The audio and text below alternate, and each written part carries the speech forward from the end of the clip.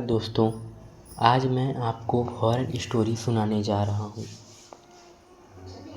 यह स्टोरी एक नवयुवक आर्यन की है जो अपनी नौकरी की तलाश में एक पुराने शहर की ओर चल पड़ा था। अब आगे की कहानी। आर्यन अपनी नई नौकरी के कारण एक पुराने शहर में रहने गया था।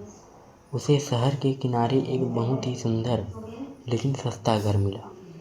मकान मालिक ने चाबी देते हुए बस एक हिदायत दी थी, ऊपरी मंजिल के कोने वाले कमरे को कभी मत खोलना।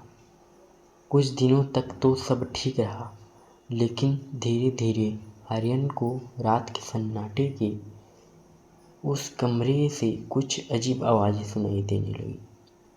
कभी खुरचने की आवाज़ तो कभी किसी के भारी कदमों की आहट। एक रात आर्यन से रहा नहीं गया। हाथ में टॉर्च लेकर वह ऊपर पहुंचा।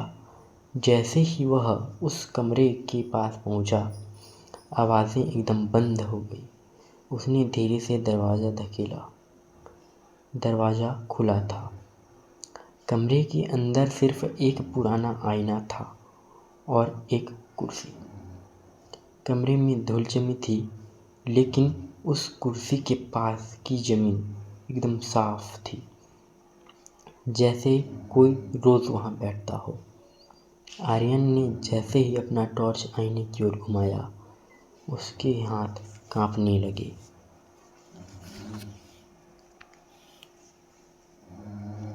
आईने में आर्यन का प्रतिबिंब तो था, परंतु वह अकेला नहीं था। उसकी परछाई के ठीक पीछे एक काली आकृति खड़ी थी। उसके लंबे नाखून आर्यन के गले में पहुंच रहे थे।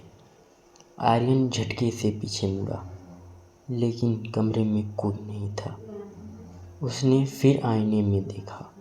वो आकृति अब उसके और करीब आ चुकी थी और आईने वाला आर्यन डर से चीख रहा था, जबकि असलियत में तो आर्यन के मुंह से आवाज़ ही नहीं निकल रही थी।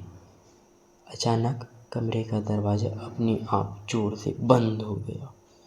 अगले दिन पड़ोसियों ने देखा कि घर का मुख्य दरवाज़ा खुला था, लेकिन आर्यन का कहीं पता नहीं था। आज भी उस घर के पास से गुजरने वाले लोग कहते हैं कि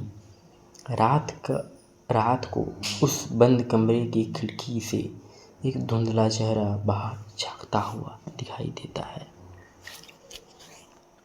तो दोस्तों, आज के लिए इतना ही।